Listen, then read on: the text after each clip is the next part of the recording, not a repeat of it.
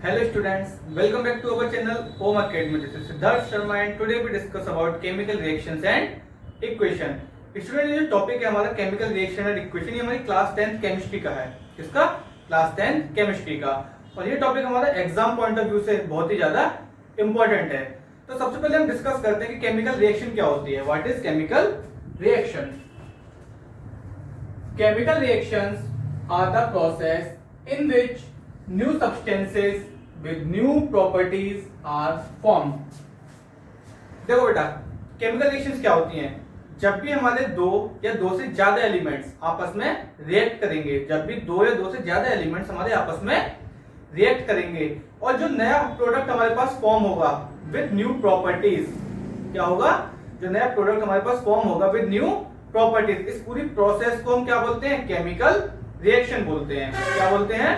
Chemical reaction. Okay, chemical reaction are the process in which new substance with new properties are form. यानी कि chemical reaction हमारी वो process होती है जिसमें कि न्यू सब्सटेंस हमारा फॉर्म होता है विद न्यू प्रॉपर्टीज। ओके, वो भी कब होगा? जब दो या दो से ज्यादा एलिमेंट हमारे आपस में रिएक्ट करते हैं और जो हमारे पास प्रोडक्ट फॉर्म होता है उसे हम क्या बोलते हैं? New product with different properties. और इस प्रोसेस को क्या बोलेंगे? केमिकल रिएक्शन बोलेंगे। ओके, देखो बेटा एक चीज और, केमिकल रिएक्शन में क्या होता है कि जो भी हमारा एक एलिमेंट होता है तो उसके जो हमारे एटम्स होते हैं, एलिमेंट जो होता है हमारा, उसके जो भी एटम्स होते हैं, तो बट केमिकल रिएक्शन के दौरान ऐसा नहीं होता कि वो किसी अदर एलिमेंट के एटम में कन्वर्ट हो जाएंगे। एक पर्टिकुलर एलिमेंट के एटम ऐसा कभी नहीं होगा कि वो दूसरे एलिमेंट के एटम में कन्वर्ट हो जाएं। सिर्फ जब वो रिएक्ट करते हैं आपस में, दो एलिमेंट के एटम जो आपस में रिएक्ट करते हैं, तो सिर्फ इनका रीअरेंजमेंट होता है। क्या होता है? सिर्फ और सिर्फ उनका रीअरेंजमेंट। ऐसा नहीं होता कि कहीं को हमारे एक दूसरे एटम में कन्वर्ट हो जाएंगे किसी अदर एलिमेंट के। ओके,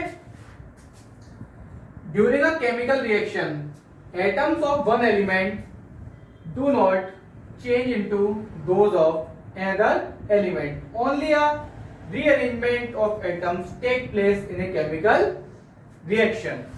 ओके, सिर्फ और सिर्फ क्या होता है? एटम्स का रीअरेंजमेंट होता है। कभी भी हमारे एक एलिमेंट के एटम दूसरे एलिमेंट के एटम में कन्वर्ट नहीं होते हैं। जैसे कि हम एग्जांपल लेते हैं, हमारे पास रखा है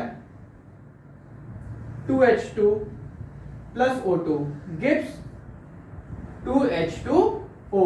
तो यहां पे ये जो हमारा हाइड्रोजन है, इसके एटम्स अलग हैं। ये हमारी ऑक्सीजन गैस है, इसके एटम्स अलग हैं। ये जो हमारा प्रोडक्ट फॉर्म हुआ है इसे क्या बोलेंगे? प्रोडक्ट बोलेंगे। ये जो हमारा प्रोडक्ट फॉर्म हुआ है इसकी प्रॉपर्टीज क्या होंगी? डिफरेंट प्रॉपर्टीज होंगी। Different properties. ओके, अब हम बात करते हैं रिएक्टेंट्स एंड प्रोडक्ट्स की। रिएक्टेंट क्या होते हैं? प्रोडक्ट क्या होते हैं? तो बेटा किसी भी केमिकल रिएक्शन के दौरान जब भी हमारे दो या दो से ज्यादा एलिमेंट्स जो आपस में रिएक्ट करते हैं, these are called reactants and the final result we obtain. और जो हमें फाइनल रिजल्ट मिलता है, जो हमें न्यू कंपाउंड फॉर्म होता है, उसे हम क्या बोलते हैं? प्रोडक्ट बोलते हैं। क्या बोलते हैं? प्रोडक्ट बोलते हैं। देखो अब यहाँ पे जो H2 और O2 हैं, ये हमारे क्या कहलाएंगे? रिएक्टेंट्स कहलाएंगे। क्या कहलाएंगे? ये रिएक्टेंट्स। और ये 2H2 हमारा फॉर्म हुआ है, इसे हम क्या बोलेंगे? प्रोडक्ट बोलेंगे। इसे क्या बोलेंगे?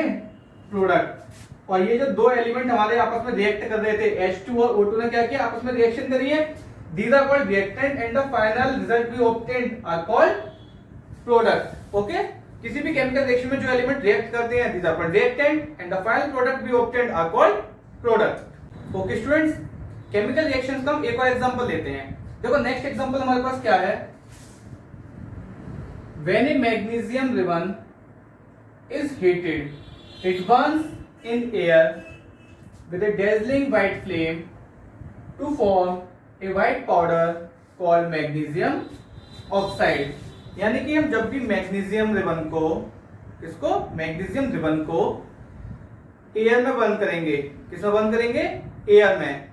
तो वो हमारे पास क्या बना लेगा? मैग्नीशियम ऑक्साइड का व्हाइट पाउडर बनेगा। क्या बनेगा? मैग्नीशियम ऑक्साइड का व्हाइट पाउडर। हमें रिएक्शन दे रखी है बेटा, मैग्नीशियम लिया हमने एज ए रिबन फॉर्म। किस फॉर्म में? रिबन की फॉर्म में। ऑक्सीजन ली फ्रॉम एयर, यानी कि हम इसको एयर में बर्न करेंगे तो क्या बनेगा, मैग्नीशियम ऑक्साइड फॉर्म होगा विद व्हाइट पाउडर। ओके बेटा, मैग्नीशियम को एयर में बर्न करने से पहले हमें मैग्नीशियम को सैंड पेपर से रब करना पड़ेगा। मैग्नीशियम को एयर में बर्न करने से पहले मैग्नीशियम को सैंड पेपर से रब करना पड़ेगा, जिससे कि उसके ऊपर से मैग्नीशियम ऑक्साइड की जो लेयर हो वो हमारी रिमूव हो जाए। ओके, मैग्नीशियम ऑक्साइड की लेयर को रिमूव करने के लिए हम मैग्नीशियम रिबन को पहले सैंड पेपर से रब करेंगे, उसके बाद उसको एयर में बर्न करेंगे तो हमारा जो मैग्नीशियम होगा ऑक्सीजन के साथ मिलके एयर से ऑक्सीजन लेके क्या बना लेगा, मैग्नीशियम ऑक्साइड बन जाएगा, वो भी किस फॉर्म में, व्हाइट पाउडर की फॉर्म में। ओके, एक चीज हमें बेटा बहुत स्पेशली ध्यान रखनी पड़ेगी कि जब भी हम इस रिएक्शन को करेंगे तो इसमें हमारे पास क्या होगा, एक डेजलिंग व्हाइट लाइट जनरेट होगी हमारी, यानी एकदम ब्राइट कलर में व्हाइट लाइट हमारी चमकती हुई प्रोड्यूस होगी, जो क्या हो सकती है, हमारी आंखों के लिए बहुत ज्यादा नुकसानदायक हो सकती है। ठीक है, इसीलिए हमें क्या करना होगा, जितनी आंखों से जितना ज्यादा से ज्यादा पॉसिबल हो उतना दूर रख के हमें रिएक्शन करनी पड़ेगी, as far as possible. Okay students, now we discuss about characteristics of chemical reactions. There are basically 5 types of characteristics. First one is evolution of gas, यानी कि कुछ हमारे एलिमेंट्स या कुछ हमारे कंपाउंड्स ऐसे होते हैं कि जब भी हम उनको रिएक्ट करते हैं तो हमारे पास कोई ना कोई गैस हमारी रिलीज होती है उस रिएक्शन को करने में। ओके, जब भी हम एलिमेंट्स को, उन कंपाउंड्स को रिएक्ट करते हैं तो हमारी कोई ना कोई गैस उसमें से रिलीज होती है उस रिएक्शन के दौरान, तो वो हमारी किस में कंसीडर होगी, इवोल्यूशन ऑफ गैस में। एग्जांपल लेते हैं, sodium carbonate plus hydrochloric acid, इसको भी कैसा लेंगे, डाइल्यूट लेंगे। हाइड्रोक्लोरिक एसिड भी कैसा लेंगे, हम डाइल्यूट लेंगे। जब हम सोडियम कार्बोनेट की रिएक्शन डाइल्यूट हाइड्रोक्लोरिक एसिड के साथ करेंगे तो हमारे पास क्या फॉर्म होगा बेटा, 2NaCl sodium chloride, H2O water and CO2 carbon dioxide gas. जब हम सोडियम कार्बोनेट की रिएक्शन हाइड्रोक्लोरिक एसिड के साथ करेंगे तो हमारे पास sodium chloride, water and carbon dioxide gas form होगी। ओके, तो ये हमारा आता है इवोल्यूशन ऑफ गैस में। सेकंड कैरेक्टरिस्टिक हमारी रखी है formation of precipitate. Second characteristic क्या है, फॉर्मेशन ऑफ प्रेसिपिटेट। इसका एग्जांपल लेते हैं हम, the chemical reaction between sulphuric acid, the chemical reaction between sulphuric acid and barium chloride solution.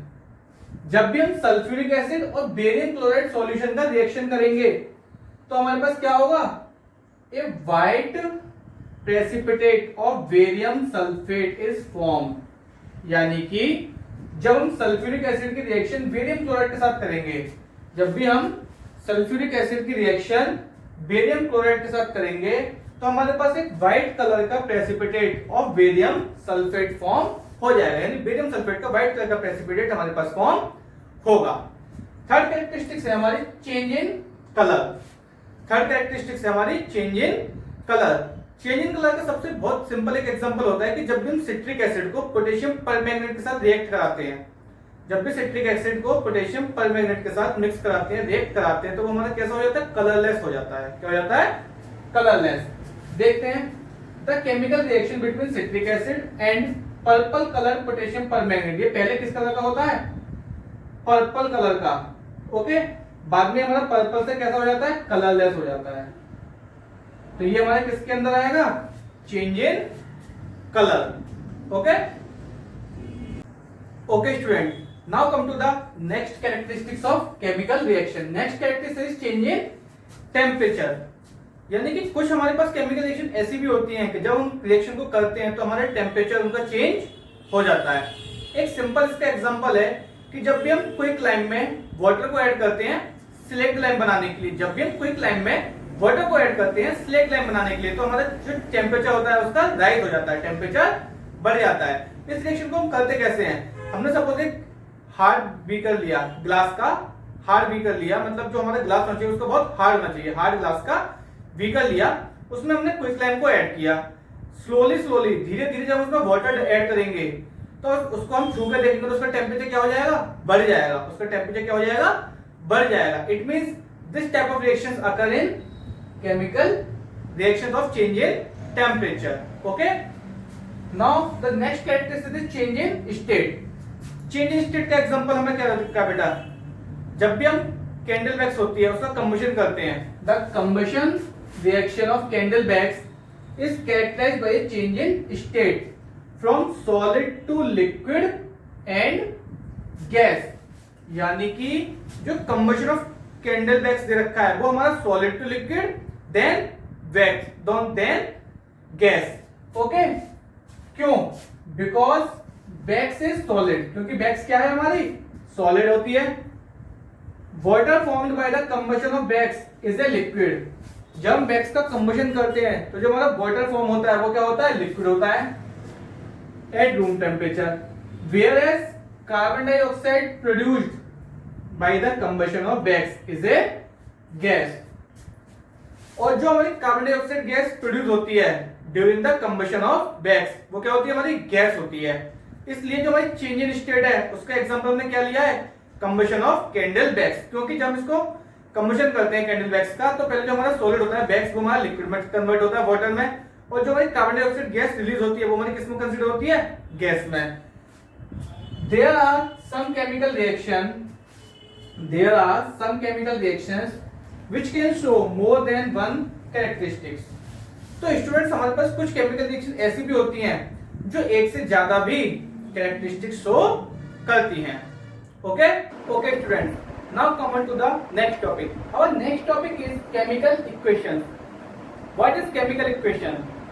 अभी हमने पढ़ा था केमिकल रिएक्शन के बारे में, अब हम बात करते हैं केमिकल इक्वेशन के बारे में. देखो केमिकल रिएक्शन में जो भी हमने सब्सटेंसेस या जो भी एलिमेंट लिए थे उनको उनके सिंबल या फॉर्मूले में रिप्रेजेंट करना क्या कहलाता है, केमिकल इक्वेशन होता है. Okay, the method of representing A chemical reaction, किसी भी केमिकल रिएक्शन को रिप्रेजेंट करना with the help of symbols and फॉर्मूले.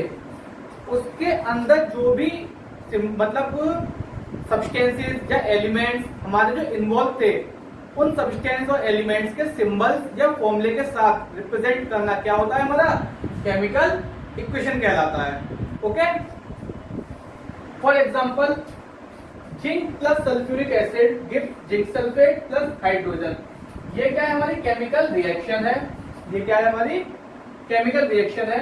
हम इसको इक्वेशन कैसा करेंगे, जिंक का सिंबल होता है हमारे पास Zn, सल्फ्यूरिक एसिड का फॉर्मूला होता है H2SO4. जब हमारा Zn प्लस H2SO4 रिएक्ट करेंगे तो क्या बनेगा, ZnSO4 प्लस H2. यानी कि ये क्या कह रहेगी हमारे पास, केमिकल इक्वेशन. ओके, यानी कि जो भी एलिमेंट सब्सटेंस हमारे केमिकल रिएक्शन में इन्वॉल्व थे उनको उनके सिंबल्स या फॉर्मूले के साथ रिप्रेजेंट करना क्या कहलाता है, chemical equation. Okay, now discuss about balanced and unbalanced chemical equation. Balanced and unbalanced chemical equation क्या होता है बेटा, जब हमारे number of atom of a particular element या ऑल एलिमेंट्स जो कह सकते हैं, जो हमारे सारे एलिमेंट्स के number of atoms reactant and products में इक्वल होते हैं. रिएक्टेंट एंड प्रोडक्ट्स में number of atoms of any particular element are equal, then this equation is called balanced chemical equation. जैसे कि हमारे यहाँ पे Zn कितने हैं, 1. प्रोडक्ट में भी Zn कितने हैं, 1. रिएक्टेंट में H2 कितने हैं, 2. प्रोडक्ट में भी H2 कितने हैं, 2. S कितना, सिंगल 1, S भी 1 है. O कितने हैं हमारे पास, रिएक्टेंट में 4 एटम है और प्रोडक्ट में भी 4 है. यानी कि इस टाइप की केमिकल इक्वेशन हमारी क्या कहलाती है, बैलेंस्ड केमिकल इक्वेशन. क्या कहलाती है, balanced chemical equation. Okay, unbalanced chemical equation कौन सी होंगी, जिनमें नंबर ऑफ एटम रिएक्टेंट और प्रोडक्ट में डिफरेंट होंगे. अब सपोज कि मैं Zn के साथ यहाँ पे क्या लगा दूं, 2 लगा दूं. Zn के साथ में 2 लगा दूं तो अब Zn तो 2 हो गए, लेकिन प्रोडक्ट में Zn कितना है, 1 है. तो अब ये क्या हो गई, हमारी अनबैलेंस्ड केमिकल इक्वेशन हो गई. क्या हो गई, अनबैलेंस्ड केमिकल इक्वेशन. ओके, बात करते हैं exothermic reaction and endothermic reaction. Exothermic reaction हमारी वो रिएक्शन होती है जिनमें हीट हमारी इवॉल्व होती है. सपोज कि हमने कार्बन प्लस ऑक्सीजन की रिएक्शन करी तो हमारे पास कार्बन डाइऑक्साइड बन गई गैस, प्लस साथ में क्या लिक्विड हुई, हीट. ओके, तो वो रिएक्शन जिनमें हीट हमारी इवॉल्व होती है उन रिएक्शन को क्या बोलते हैं? Exothermic reaction. Okay, endothermic reaction की बात करते हैं। एंडोथर्मिक रिएक्शन कौन सी होती है? वो रिएक्शन जिनमें हीट हमारी एब्जॉर्ब होती है, वो रिएक्शन जिनमें हीट हमारी एब्जॉर्ब होती है, जैसे कि N2 plus O2 plus heat, N2 plus O2 plus heat क्या बन जाएगा हमारे पास? Nitrogen monoxide. क्या बनेगा? Nitrogen monoxide.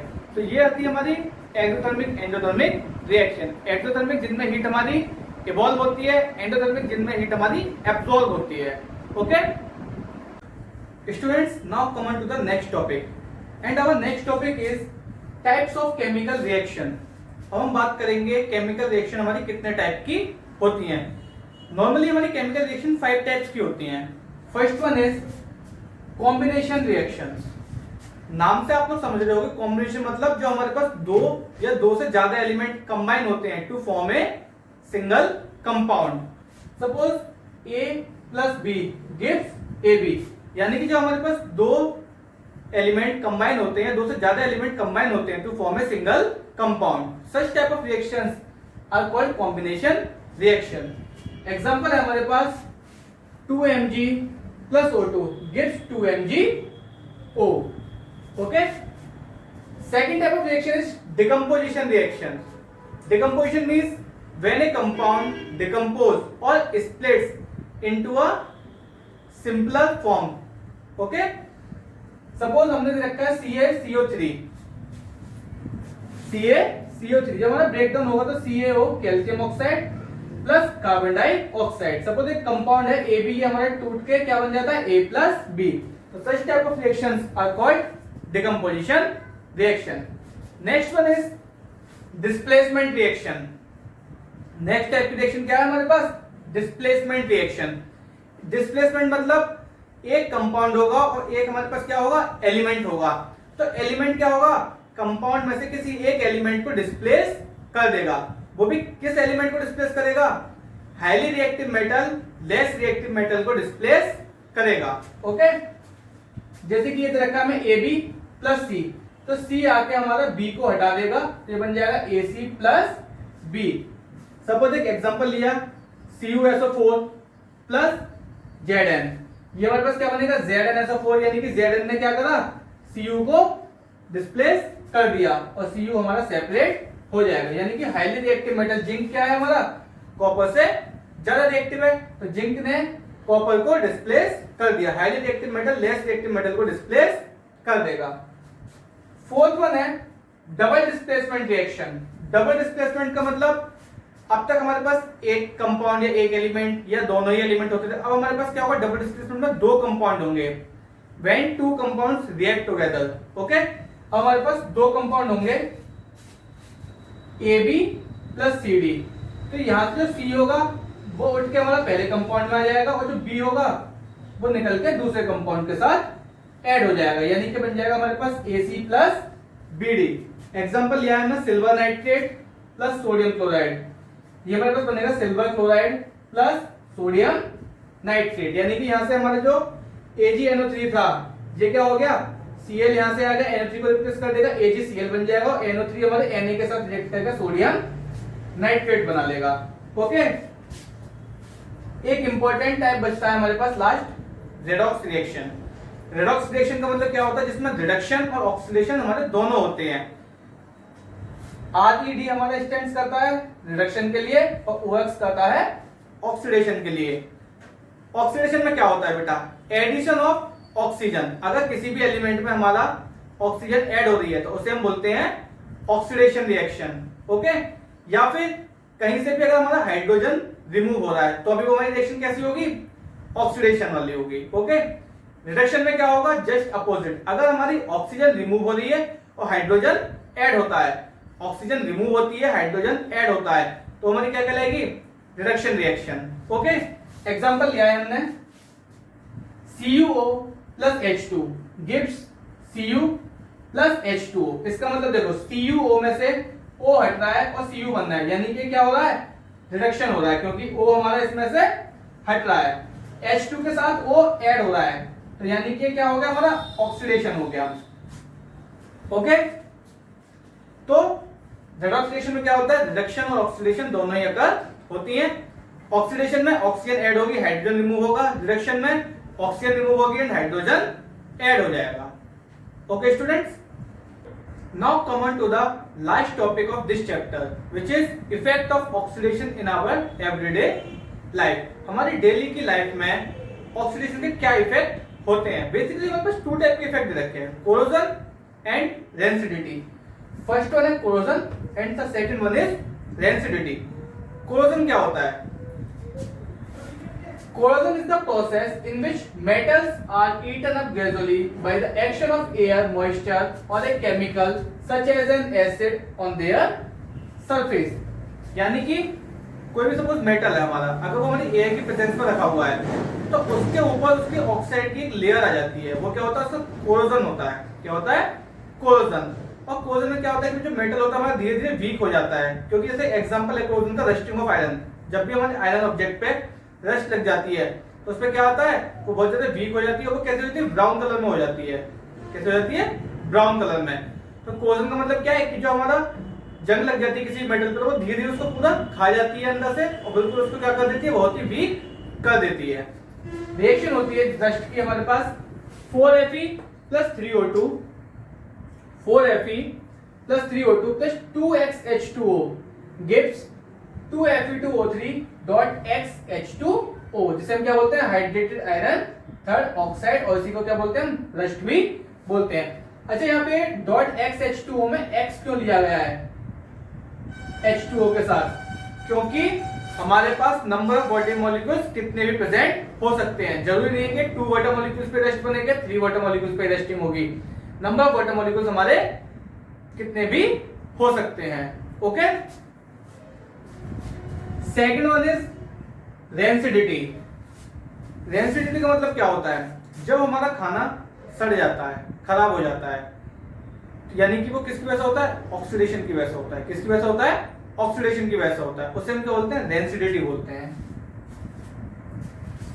The condition produced by oxidation of fats and oils in foods marked by unpleasant smell and taste. यानी कि जो हमारा फैट और ऑयल हमारे फूड में प्रेजेंट होता है, जब वो ऑक्सीडाइज हो जाता है तो उसमें क्या आती है, अनप्लेजेंट स्मेल, बहुत खराब सी स्मेल आती है, फाउल स्मेल बोल सकते हैं, और उसका टेस्ट भी बहुत ज्यादा खराब हो जाता है। उस कंडीशन को हम क्या बोलते हैं, रेंसिडिटी। यानी कि हमारा फूड कैसा हो जाता है, रेंसिड हो जाता है, सड़ चुका होता है, खराब हो चुका होता है। ओके, रेंसिडिटी को हम प्रिवेंट कैसे कर सकते हैं? बेसिकली हमारे पास 5 तरीके होते हैं जिनसे हम रेंसिडिटी को प्रिवेंट कर सकते हैं। First one is adding antioxidant, यानी कि हम क्या कर सकते हैं, अपने फूड में एंटीऑक्सीडेंट्स मिला सकते हैं। अगर हम एंटीऑक्सीडेंट मिला लेंगे तो हमारी ऑक्सीजन की प्रोसेस उसमें आकर नहीं होगी।